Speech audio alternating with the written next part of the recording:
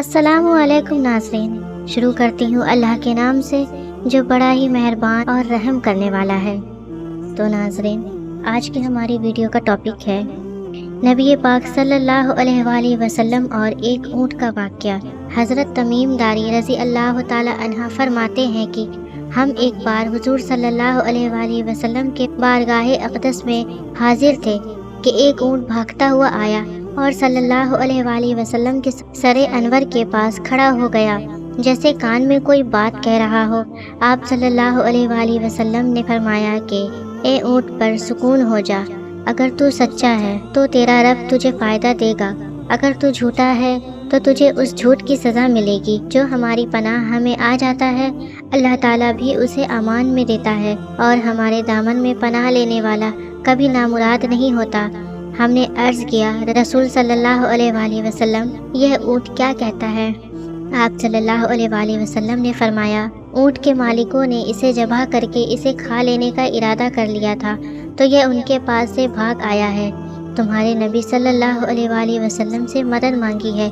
ہم سب ابھی گفتگو میں مشغول تھے کہ اس اونٹ کے مالک بھاگتے ہوئے آئے۔ اونٹ نے ان کو آتے ہوئے دیکھا تو دوبارہ حضور صلی اللہ علیہ وآلہ وسلم کے سر مبارک کے پاس کھڑا ہو گیا۔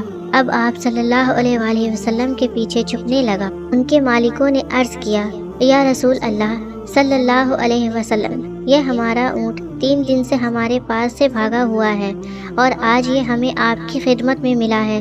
اس پر آپ صلی اللہ علیہ وآلہ وسلم نے فرمایا یہ میرے سامنے شکایت کر رہا ہے کہ یہ تمہارے پاس کئی سال تک پلا بڑھا۔ جب موسم میں گرما آتا تو تم گھاس اور چارے والے علاقے میں اس پر سوار ہو کر جاتے، اور جب موسم میں سرما آتا تو تم اسی پر بیٹھ کر گرم علاقوں کی طرف جاتے۔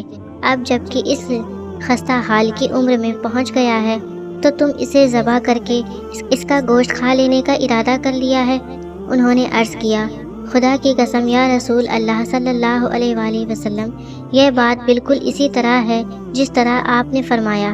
اس پر حضور صلی اللہ علیہ وآلہ وسلم نے فرمایا ایک اچھی خدمت گزار کی اس کے مالکوں کی طرف سے کیا یہی جزا ہوتی ہے؟ تو وہ عرض گزار ہوئے کہ یا رسول اللہ صلی اللہ علیہ وآلہ وسلم، اب ہم نہ اسے بیچیں گے اور نہ ہی اسے ذبح کریں گے۔ اس کے بعد آپ صلی اللہ علیہ وآلہ وسلم نے اس اونٹ کو کچھ درہم میں خرید لیا اور فرمایا کہ اے اونٹ جا، تو اللہ تعالیٰ کی رضا کی خاطر تو آزاد ہے۔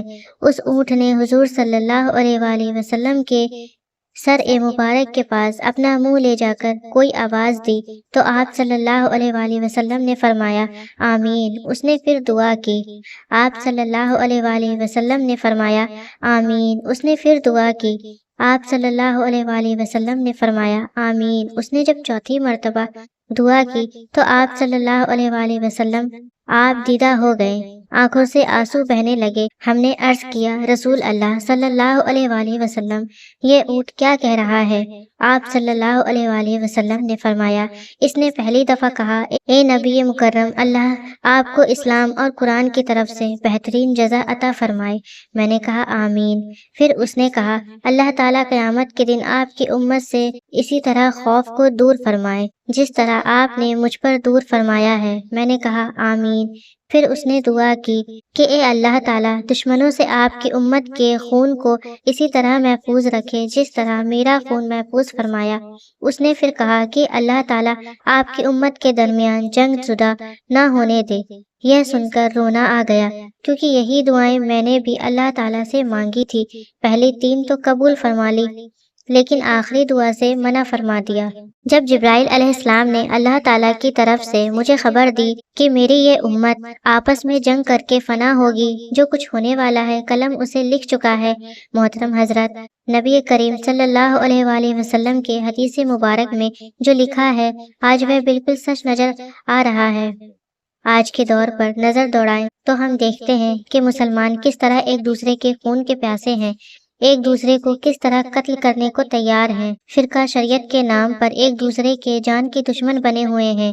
جتنا نقصان مسلمان نے مسلمان کا کیا ہے اتنا شاید کافروں نے مسلمان کا نہیں کیا۔ ہمیں چاہیے کہ ہم اللہ تعالیٰ کی رسی کو مضبوطی سے تھام لیں فرقہ شریعت کو ختم کرے، ایک امت بن جائے اور آپس کی نفرتوں کو ختم کر دے۔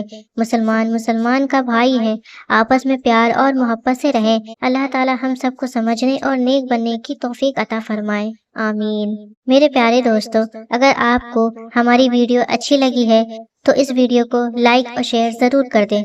میرے چینل پہ اگر آپ نیو آئے ہو تو چینل کو سبسکرائب ضرور کریں اور ہمیں اسی طریقے سے سپورٹ کرتے رہیں۔